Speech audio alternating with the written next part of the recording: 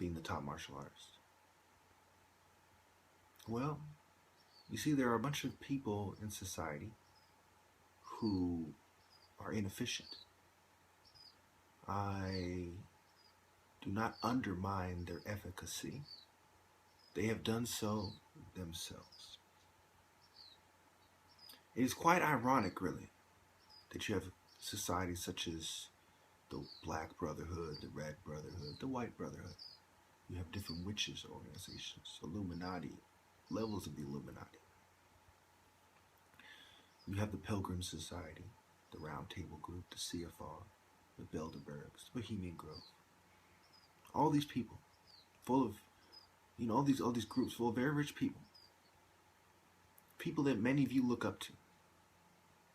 Some of you are fooled into thinking that, oh, they have all this money, they must have outsmarted everyone else. Very few of you think because they were given money that they're important. Those of you who put that together. Some of you look at people such as Rockefeller, John D. Rockefeller, recognized as one of America's first self-made men, if you will. All throughout his career, he made deals with the oils, the banks, working with the railroad people as well. I tell you now, it does not much matter if somebody has old money or if they have aligned themselves to old money. The end is still the same. They are spoiled, regardless how you look at it.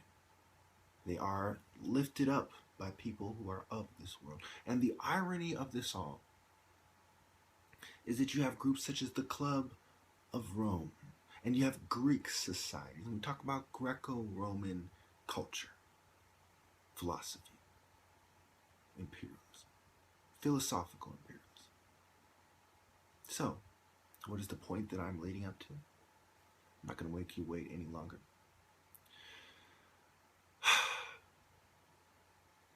So really this idea of being Roman aristocracy, plutocracy. It's quite sad, really. Because these people have convinced you that they are something special when they aren't. Is the thief who robs a bank something special? Is a rich person who robs a series of banks someone special? Is the leader of a sex trafficking ring, a human trafficking ring, a leader of a pedophile ring something special? Are satanic cults and the networks they've built something special? This kind of Club of Rome, the idea of they're a bunch of rich people. They've come together. They have propagated their satanic ideology. And many of you have bought into it to different degrees. So the point really is that the same arguments that they make, that you must be blind if you do not see through, are the same arguments that prove them wrong. Their very names prove them wrong. Greco-Romans, Club of Rome. What was Rome if not a nation of barbarians, a nation of inbreds, inbred fools? What was Rome if not a hand-me-down nation?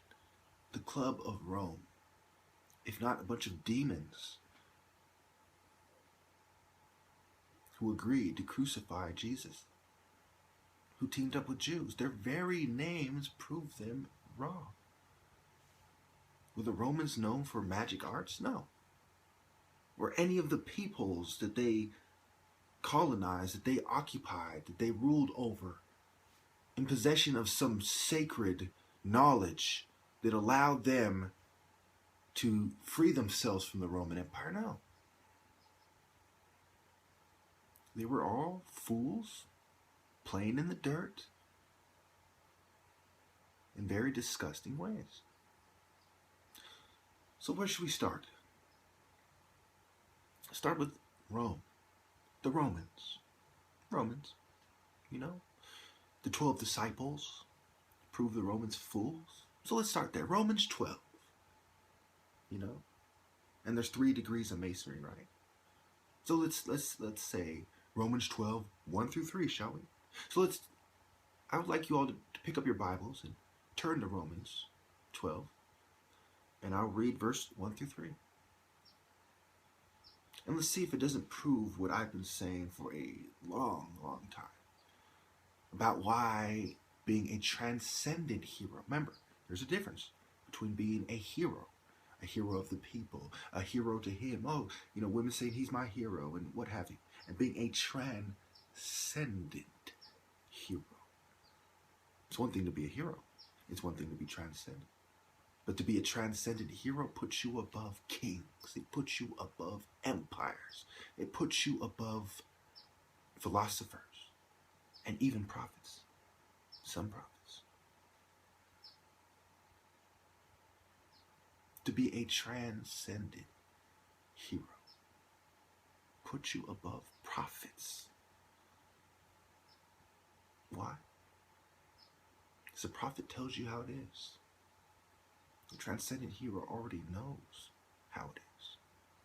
And he acts on it in a heroic fashion. So let's see if I might show. Therefore I urge you, brethren, by the mercies of God, to present your bodies a living and holy sacrifice, acceptable to God, which is your spiritual service of worship. And do not be conformed to this world, but be transformed by the renewing of your mind, so that you may prove what the will of God is, that which is good and acceptable and perfect. For through the grace given to me, I say to everyone among you, not to think more highly of himself than he ought to think, but to think so as to have sound judgment, as God has allotted to each a measure of faith. Very interesting. So we were talking about non-conformity to this world. We're talking about transforming one to his higher spiritual self.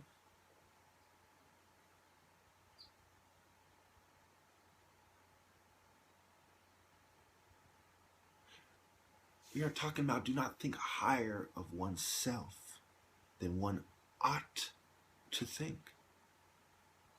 They're not saying do not think highly of yourself, but do not think higher of yourself than you ought to think. Well, what are they if not a bunch of complete scum?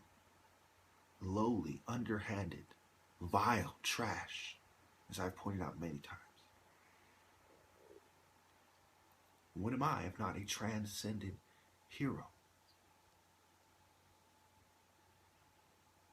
Present your bodies a living and holy sacrifice,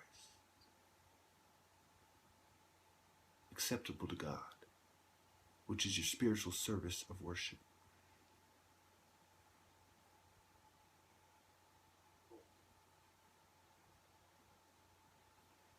So I tell you now, I am above every one of them because I have transcended the traps of this world that they have fallen into.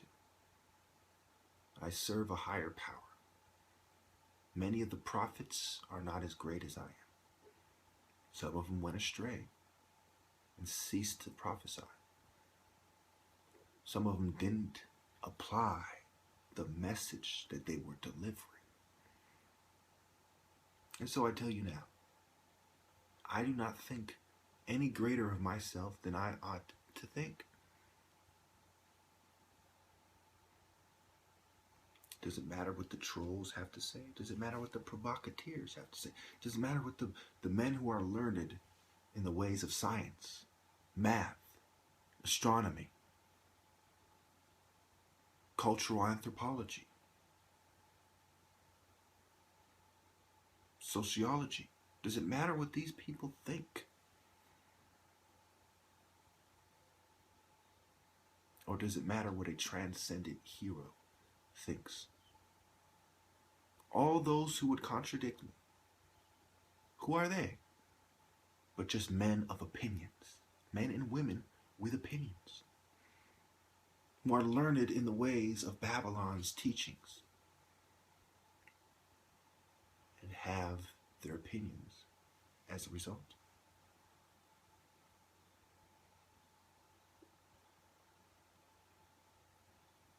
What does it mean to be the top martial artist, if not the best at sparring and self-defense and combat, hand-to-hand? How can one prove such a thing? It comes to mind IP Man, right? Did IP Man go through life, Ip Man, whatever, go through life fighting tournaments? Or was it challenges? Challenging other martial artists. Them challenging him. Was he not sparring with them to prove his point? It's funny the things that people in the movies understand, but even some martial artists themselves fail to grasp.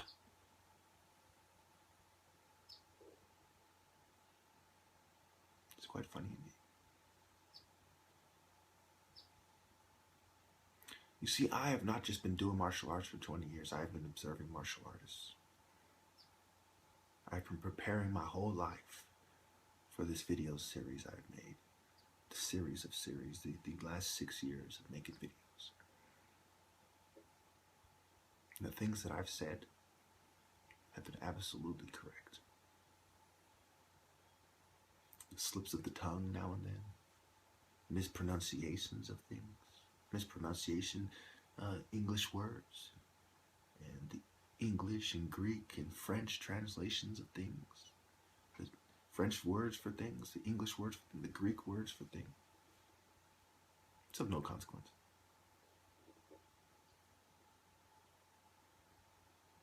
All language is a form of communication, and I have communicated very well, and I'm very proud of myself for it.